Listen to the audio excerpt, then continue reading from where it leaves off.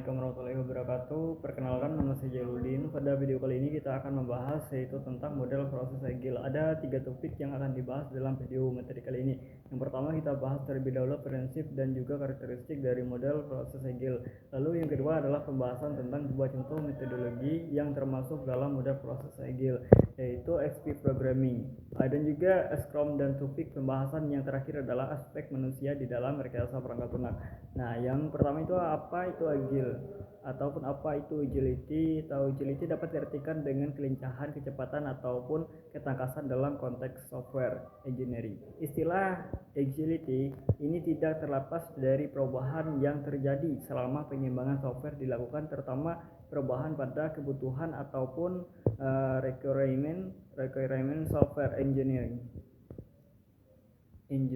dituntut untuk cepat dalam merespon perubahan secara efektif. Nah, model proses agile di sisi lain itu memiliki keunggulan. Di sini model proses ini mampu menekan biaya perubahan jauh lebih rendah dari model proses ketika berbicara tentang biaya perubahan. Ini nyaris tidak mungkin ya kita dapat sehingga nol, namun dengan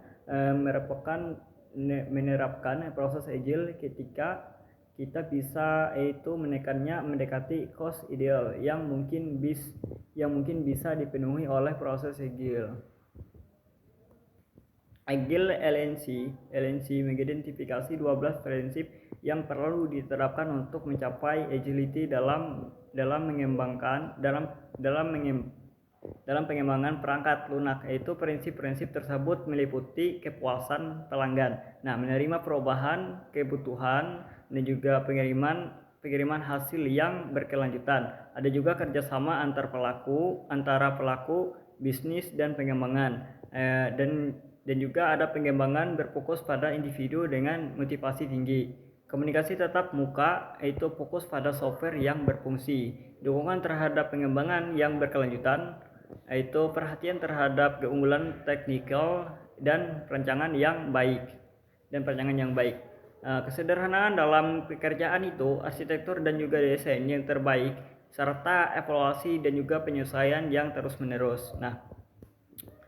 Manifesto untuk pengembangan software dengan pendekatan agile yang disepakati pada tahun itu 2001 menekankan 4 prioritas, yaitu individu dan interaksi, perangkat lunak yang bekerja kolaborasi dengan klien dan juga tanggap terhadap perubahan. Sebagai catatan juga 4 hal yang disebutkan setelahnya pada setiap kalimat tetap dihargai namun tidak diutamakan, yaitu manifesto ini sampai sekarang masih dipegang dan kita bisa itu melihat pada situs resminya contoh-contoh metode pengembangan software yang termasuk ke dalam model proses agile. Ada 2 contoh, yaitu extreme programming dan juga ada Scrum extreme programming. Scrum Extreme Programming, dan yang juga menggunakan pendekatan object oriented sebagai paradigma pengembangan software-nya, namun tidak berhenti sampai di situ saja. Paradigma object oriented pada Extreme Programming disertai dengan itu seperangkat aturan pada 4 aktivitas kerangka kerjanya, mulai dari planning, design, coding, dan juga testing. Scrum dalam RPL, rekayasa perangkat lunak, adalah salah satu metode atau juga pendekatan dalam pengembangan perangkat lunak yang menerapkan itu prinsip-prinsip agile. Scrum berfokus itu pada pengorganisasian dan juga pengelolaan tim secara interaktif dan itu incremental dalam pengembangan perangkat lunak. Dalam Scrum, pengembangan perangkat lunak itu dibagi menjadi periode waktu yang disebut sprint. Setiap sprint itu memiliki durasi tertentu, biasanya itu antara 1 hingga 4 minggu, di mana tim bekerja untuk menghasilkan fungsionalitas ataupun fitur baru dari perangkat lunak. Dalam setiap sprint, tim itu menggunakan backlog produk itu sebagai panduan untuk menentukan fitur atau tugas yang akan diselesaikan. Setiap hari tim melakukan pertemuan singkat yang disebut daily Scrum untuk menyinkronkan itu pekerjaan dan juga mengidentifikasi hambatan yang perlu diatasi. Pada akhir setiap sprint, tim melakukan demo untuk memperlihatkan fungsionalitas baru kepada itu stakeholder.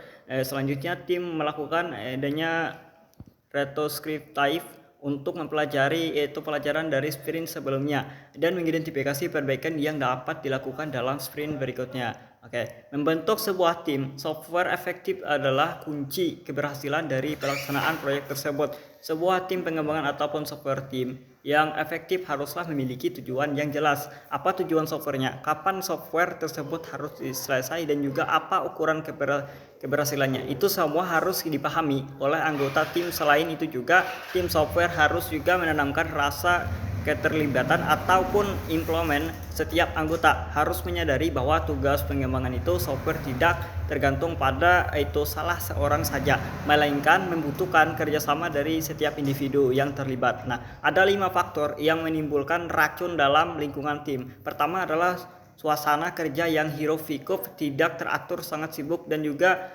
berantakan. Yang kedua adalah tingkat frustasi yang tinggi hingga menyebabkan adanya gesekan antara anggota tim. Ketiga adalah software proses yang terpecah dan juga tidak berterkoordinasi dengan itu baik. Lebih parahnya setiap tim berjalan sendiri-sendiri tanpa adanya koordinasi. Keempat, definisi peran yang tidak jelas pada software tim. Hal ini juga membuat orang mengerjakan apapun yang dia inginkan. Sebaliknya ada juga anggota tim yang tidak melakukan apa-apa karena tidak tahu apa yang harus ia kerjakan. Dan kelima adalah kegagalan yang muncul terus-menerus dan berulang-ulang. Umum terjadi dalam pendekatan interaktif, itu yang targetnya sudah ditetapkan di awal ternyata tidak dipenuhi dan selalu berulang. Tentu ini akan menimbulkan frustasi pada tim. Kelima adalah faktor tersebut bagaimanapun caranya harus dihindari. Dengan demikian software tim mampu yaitu mampu bekerja dengan optimal. Nah, tim pengembangan perangkat lunak perlu memperhatikan sejumlah faktor dalam itu merencanakan struktur timnya. Berikut adalah faktor-faktor yang perlu dipertimbangkan. Nah, nomor 1 adalah tingkat kesulitan masalah. Yaitu yang pertama itu adalah tingkat kesulitan masalah. Pertimbangkan apakah software yang akan dikembangkan merupakan software itu kritikal bagi organisasi atau hanya sebagai software pendukung yang perannya tidak strategis. Faktor ini akan mempengaruhi jumlah anggota tim yang dibutuhkan dan juga spesialisasi yaitu yang dibutuhkan. 2. Ukuran program. Nah, perhatikan ukuran program yang akan dihasilkan dalam baris kode atau fungsi. Hal ini akan menentukan jumlah itu programmer yang dibutuhkan dalam tim serta keahlian yang diperlukan. 3. Waktu proyek. Tentu waktu yang tersedia bagi tim untuk menyelesaikan proyek perangkat lunak. Nomor 4 adalah modelisasi masalah. Nah, pertimbangkan sejauh mana masalah yang dihadapi dapat dimodelisasi. Dengan memodelisasi masalah kompleks dapat disederhanakan dengan itu mengabaikan hal-hal yang terlalu penting untuk diselesaikan. Nomor 5 adalah kualitas dan reliabilitas. Nah, tentu tingkat kualitas dan juga reliabilitas yang diperlukan oleh sistem atau software yang akan dikembangkan. Nomor 6, waktu rilis. Tentukan waktu rilis yang ditargetkan untuk software yang akan dikembangkan. 7, tingkat sosialisasi. Pertimbangkan tingkat sosialisasi yang diperlukan untuk proyek tersebut, terutama dalam hal komunikasi dengan pengguna software. Jika menggunakan pendekatan agile, komunikasi dan kolaborasi dengan menggunakan menjadi penting. Dalam pengembangan software, tim yang mengadopsi pendekatan agile memiliki beberapa karakteristik umum.